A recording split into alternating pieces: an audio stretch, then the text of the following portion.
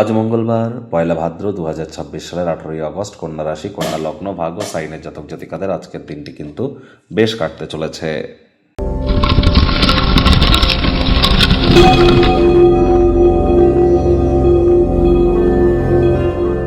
ভিডিওটির শুরুতেই স্ক্রিনে আপনারা দেখতে পাচ্ছেন হনুমানজির প্রণাম মন্ত্র।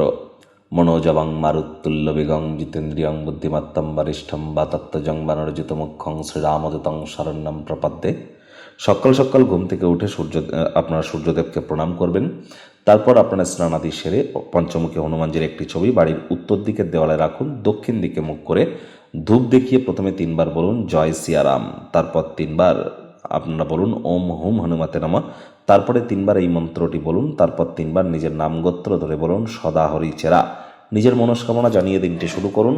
মাথায় রাখবেন আজ মঙ্গলবার, মঙ্গল গ্রহ কিন্তু বর্তমানে রাহুর নক্ষত্রে গোচর করছে। রাহুও কিন্তু মঙ্গলের নক্ষত্রে গোচর করছে। মঙ্গলের ওপরে রাহুর দৃষ্টিও কিন্তু আছে। ফায়ার যে শক সার্কিট বা অগ্নিসংযোগের মতো ঘটনা কিন্তু ঘটতেই পারে।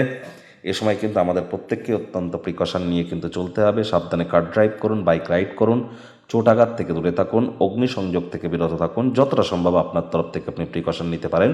আর ইলিউশন কিন্তু কাজ করতে পারে, to be or not to be is the question. যে কোনো প্রকার কনফ্লিক্ট কাজ করলে এনি টাইম আমাদের সাথে যোগাযোগ করতেই পারেন। ভাগ্য মিটার আজ আপনাদের বলছে 7.5 আউট অফ 10। ভাগ্য আপনাদের অনুকূলেই থাকবে। স্বাস্থ্যগত ব্যাপারে আপনাদেরকে একটু সচেতনতা অবলম্বন করে চলতে হবে।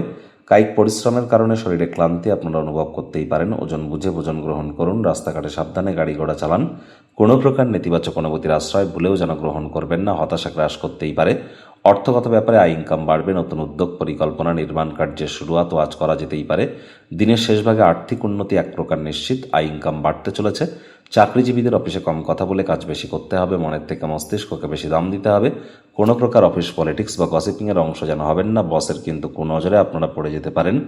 রাজনীতিবিদ যারা আছেন জনসংযোগ বৃদ্ধি করুন। হার্ডওয়ার্ক, কঠোর কায়িক পরিশ্রমের কোনো বিকল্পই কিন্তু নেই।